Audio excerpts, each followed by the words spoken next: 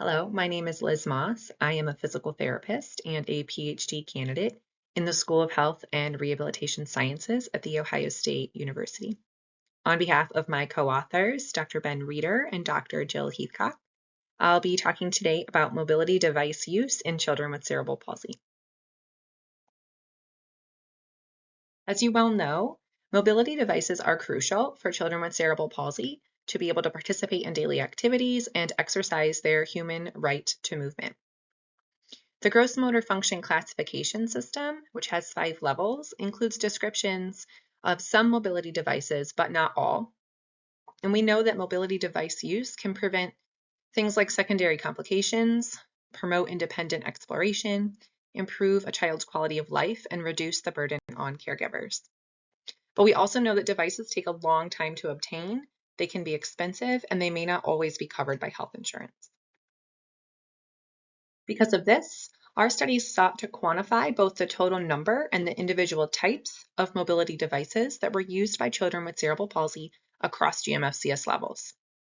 Then we also sought to explore the relationship between the total number and individual types of mobility devices according to GMFCS level, age, the type of insurance, and the household income.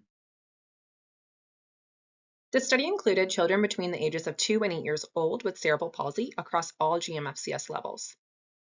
And participants were recruited as part of a larger randomized controlled trial, but results here are reported before any intervention occurred.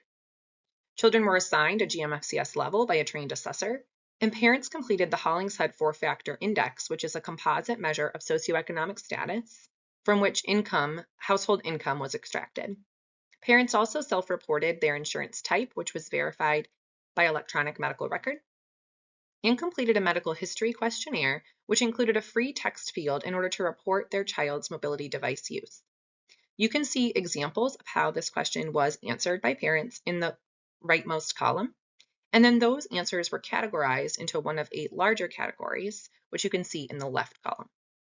Importantly, devices that were deemed to be either non-medical, like support in a shopping cart, or not a mobility device like glasses or thumb splint, were excluded from the count. Of the 89 children who participated in this study, 67 had lower extremity orthoses. This was by far the most common device reported and was reported across all GMFCS levels. Next most common was wheelchairs, followed by walkers and gait trainers, bath chairs, standers, activity chairs, other devices, and second wheelchairs. Importantly, standers were reported in just 15% of our sample.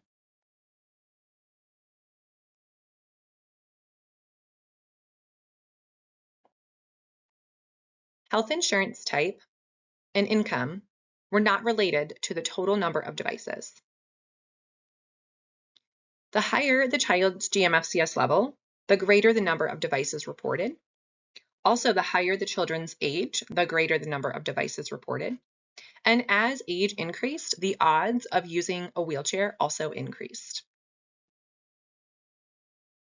Because lower extremity braces were the most widely accessible mobility device across all income levels, insurance types, GMFCS levels, and age, this may offer a blueprint for other devices to follow to increase accessibility.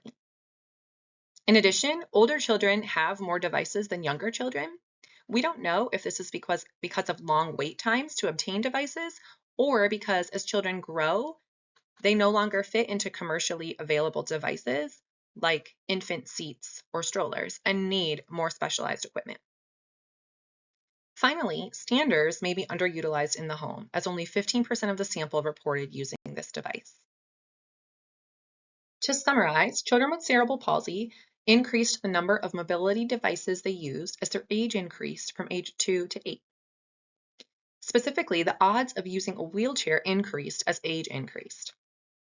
The total number of mobility devices used by a child was related to GMFCS level, and future research may wish to investigate device use in other regions or other countries, reasons why standard use may be low, and addressing barriers to early wheeled mobility, whether that be wait times, funding, or a desire to work on more basic motor skills.